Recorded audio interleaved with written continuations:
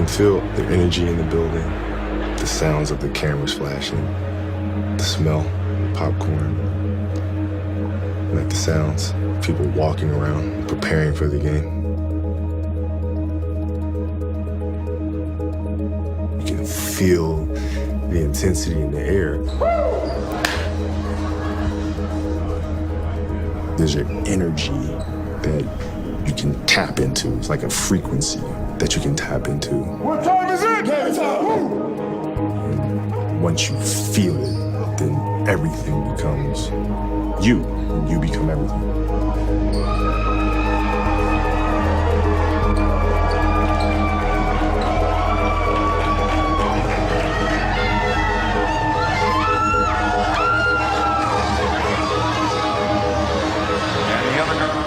Number 24, 6'6", 19th season for Lower Merion High School, Kobe Bryant.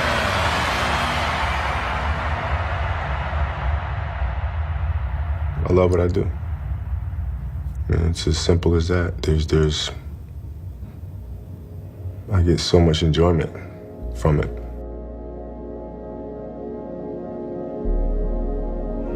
One of the things that I always used to do is get in my car and drive around the campus of UCLA. And I'd see kids hanging out in fraternity houses and just walking around. I just wanted to feel that. Just wanted to feel that. And then I'd even wonder, fuck, did I make the wrong choice, man? Did I fuck up? I could be going to college and laughing and hanging out with these kids, man, and having a good time and enjoying it. But no, here I am. Having worked with a man like Kobe and seeing what he strived for, his focus on legacy, his obsession with his sports and his craft, and his obsession, as many have said, of being better than Michael Jordan, he's no longer with us, tragically. But having seen a man striving for that greatness in his life and for that legacy, and having seen how that story ended, and now being able to look back on the fullness of his life, what was he missing? And the reason I ask this question is because sometimes I reflect on my own striving and think, is there something in hindsight that I'm going to realize in hindsight and go, do you know what? Fuck. Legacy might not have mattered as much as I thought it did. It might not have mattered as much as relationships or friendships or something else. I always say this, the most driven individuals, they live a life for many years and certain times without balance. You can't be the best at something and try to balance everything else around your life. And there's certain times in your life that the scales are definitely going to be weighing towards one side more than the other. In early part of Kobe's career, about basketball and winning. And towards the end of it, it became less about winning. It was still about basketball, and it became more focused, became more on spending time with the family. But you have to surround yourself with people when your life is unbalanced, with individuals that would be selfish for you. They understand your obsession. They understand your drive. They understand your attention to detail. That's how you get closer to balance. Don't continue to add stuff. Get closer to balance by deleting the unessentials.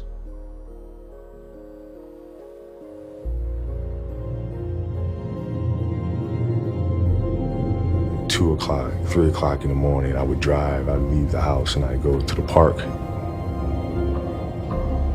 And I'd just sit at midcourt. I'd just sit there. I was sitting on the basketball. I was just looking out. I was looking up at the stars. I was looking up at the basket and just kind of looking around. And then I saw myself. I saw myself, 8-year-old self, sitting in front of me on a ball. And then I thought, well, what would I say to me? Knowing now all the pain that I would go through, that my family would go through, I don't know if I'd keep playing the game. Nothing great is going to come without you having to deal with what I call adversity and pain tolerance. Kobe's known for Mamba mentality. Yeah, That was his thing, Mamba mentality. And first of all, Mamba mentality is not a mentality, it's a lifestyle. That's the first thing I tell an individual.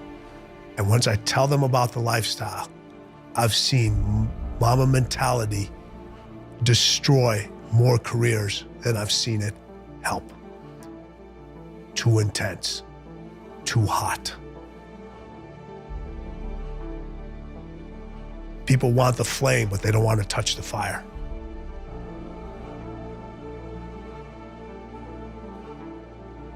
I knew that I was not going to be stopped. So at the age of 18, this was my life, right? So you can't possibly become better than me because you're not spending the time on it that I do. Even if you want to spend the time on it, you can't because you have other things. You have other responsibilities that are taking you away from it. So I already won.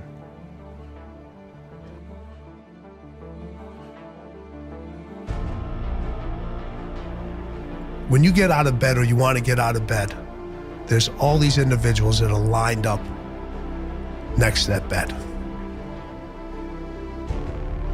There's fear, there's doubt, there's compassion, there's hatred, there's excellence, there's sorrowness, there's excuses, and they all have their hands out. And then you get to choose every single day who gets a vote.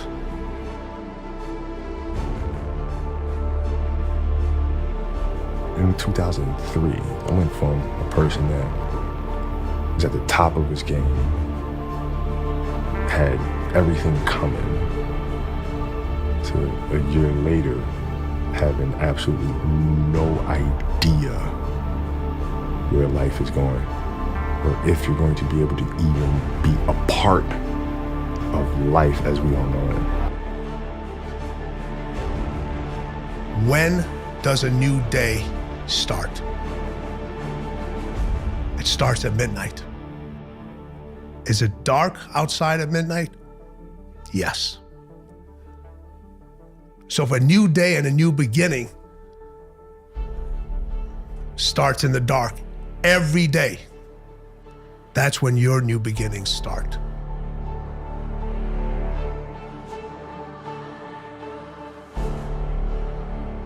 You have to visit that place, because if that place comes visit you, it will never leave. If you go visit the darkness that you've been running from, you'll have the opportunity to leave a better person. You'll have a better understanding of yourself. You'll have a better understanding of your purpose. But if you don't take that trip and the darkness comes visit you, it's a guest that will never leave. People always say, always bring your positivity. Well, that means you only bring half of you. That means you're not accepting the other half. You got to bring the light, you got to bring the dark. You got to bring the good, you got to bring the bad. You have to have conversations with those skeletons in your closets. They know you better than you know yourself. In order to stand out, in order to fight, many times you have to become that monster. And then once you recognize that part of that monster or all of that monster is you, that's when you can actually start fulfilling your dreams and living the life that you're meant to live.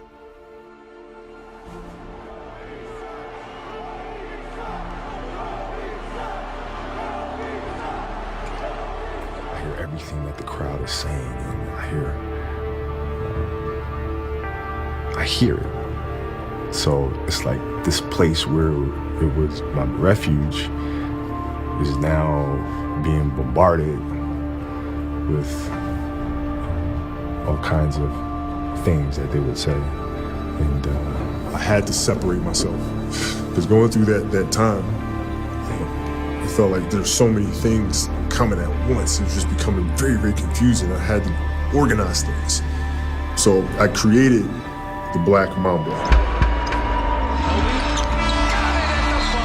Mamba, as he's known as, the killer black snake, has the killer look in his eyes right now.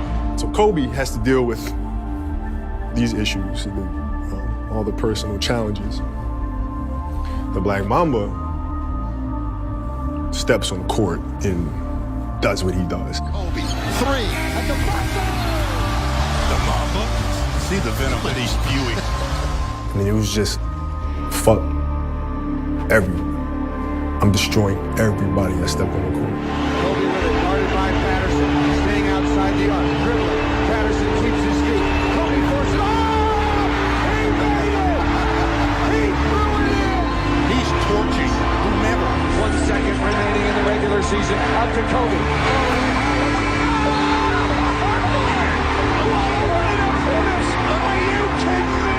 And the Lakers have won the Pacific Division title. I had all this pent up frustration that I needed to let out.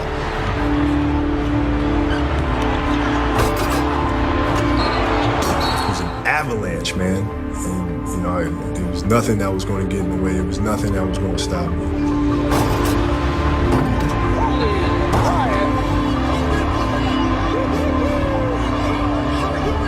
It's the battle that's going on within me that I'm carrying with me to these competitions. So it's not about you. It's not about anybody else. You're not making me go. I'm driving this thing, man, and you just so happen to be a person that's in a way that's that may get demolished in the process.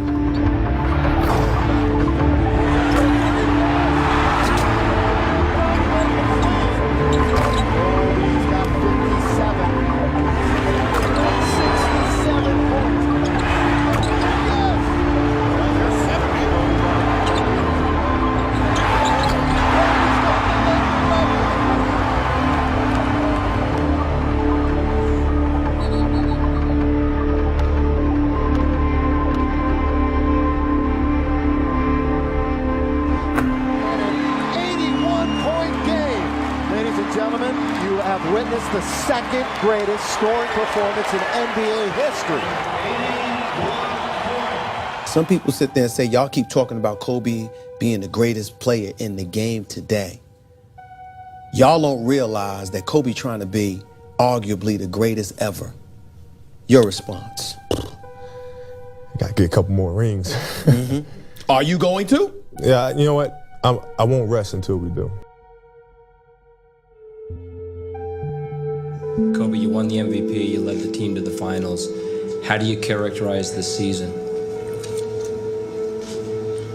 Well, the goal was to win a championship. It wasn't to win MVP or anything like that, it was to win a championship. So, from that aspect, we failed. If I'm gonna go down, I'm gonna go down my way and leading my way. And this team is gonna have my personality, they're gonna have my grit. They're gonna have my fight, they're gonna have my will, my competitive spirit. And so when we step on that basketball court, you're not facing me and just my competitive fire, but you're facing 12 of those. And the challenge became, how do I get that done?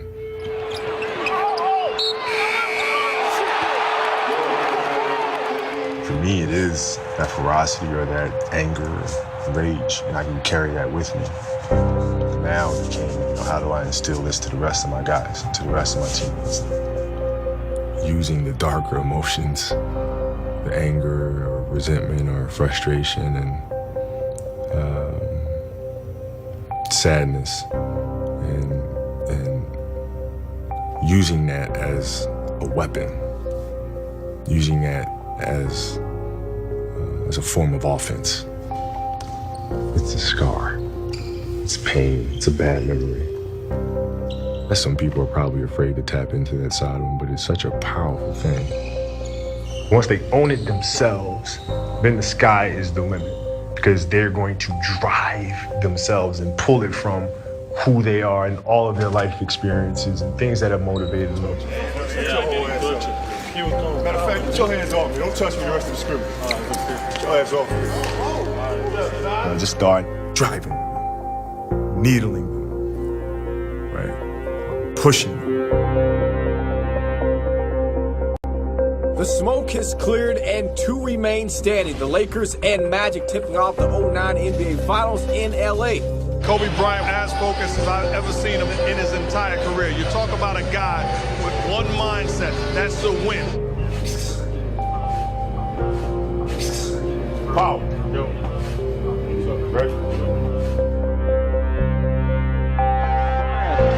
Looks inside, finds Gasol. Gasol, count it. And a foul. They had to embrace the villain nature that's in all of us. They gave them a platform to unleash. Another steal. Odom to Gasol. Back to Odom. Very few people understand what winning and success does to an individual's mental health. Everybody thinks the more you win, the more successful you are. It just makes everything so much easier. And they don't understand the pressures that these individuals put on themselves to continue to perform at the highest level.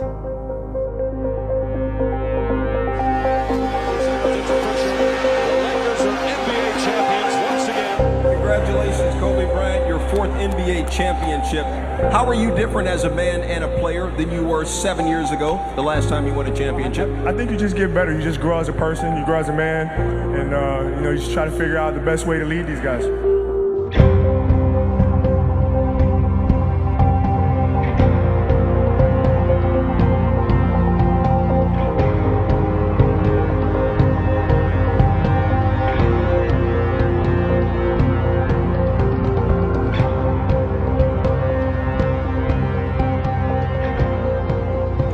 Thing is, you must put everybody on notice that you're here and you're for real. I'm not a player that's just going to come and go. I'm not a player that's going to make an all-star team 1 time, 2 times. I'm here to be an all-time great. Once I've made that commitment and said I want to be one of the greatest ever, then the game became everything for me. The best of the best, they're always looking for a competitive edge.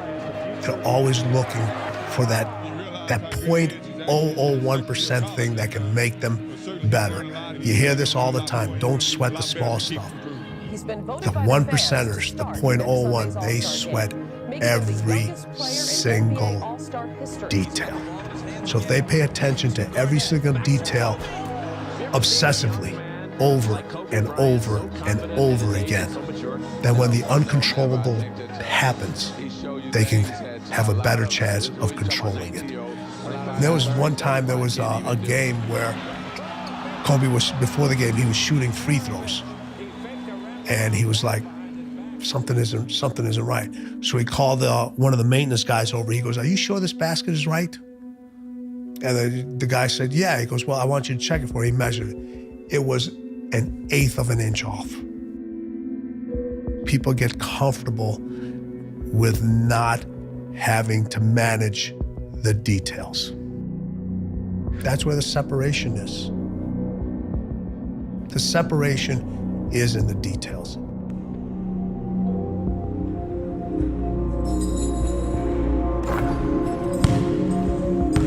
It's constant stretching, it's constant ice baths, it's constant modalities and massage and eating the right things, drinking the right things. It's a lifestyle, it's a full-time commitment. And I'm no spring chicken, but that's okay. Like I can figure my way around it. If you think showing up is winning, you've already lost the battle. You've already lost the battle. People want to get a medal for doing the easy things. Who determines when it's up for you? When we say this cannot be accomplished, this cannot be done, then we are shortchanging ourselves.